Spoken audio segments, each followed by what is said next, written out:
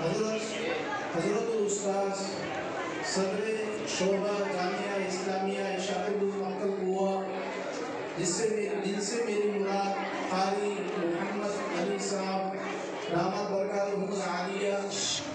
اور اسی طریقے سے ان کے ساتھ تشریف لائے ہوئے قاری صاحب اور دیگر علماء موقر علماء کرام، مہمانان اعظام،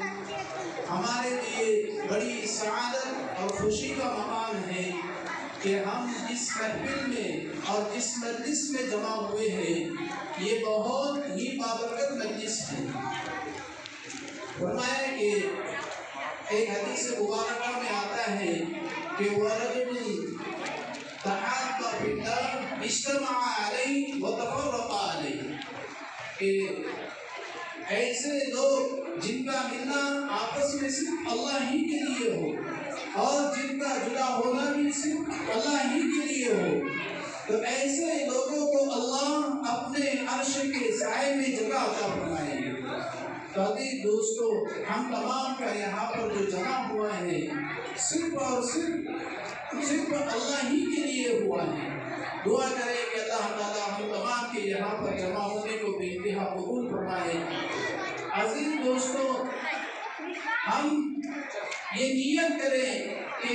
جس طریقے سے دوسرے احباب کے دوسروں کے بچوں نے یہاں پر بہت اچھے انداز میں پروگرام کو، تقریر کو، نعت کو،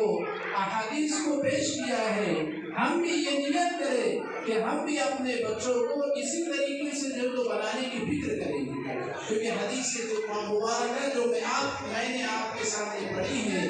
اللہ کے نبی صلی اللہ علیہ وسلم اس میں فرماتے ہیں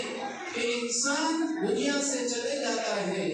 تو اس کی 3 چیزیں ایسی ہیں، اس کا ثواب اس کو اس کے مرنے کے بعد بھی ملتا ہے۔ اس میں سے ایک چیز آپ صلی اللہ علیہ وسلم نے فرمائی، اولد صالح یدعو لہ،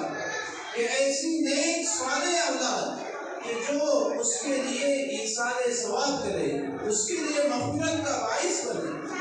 عزیز دوستو،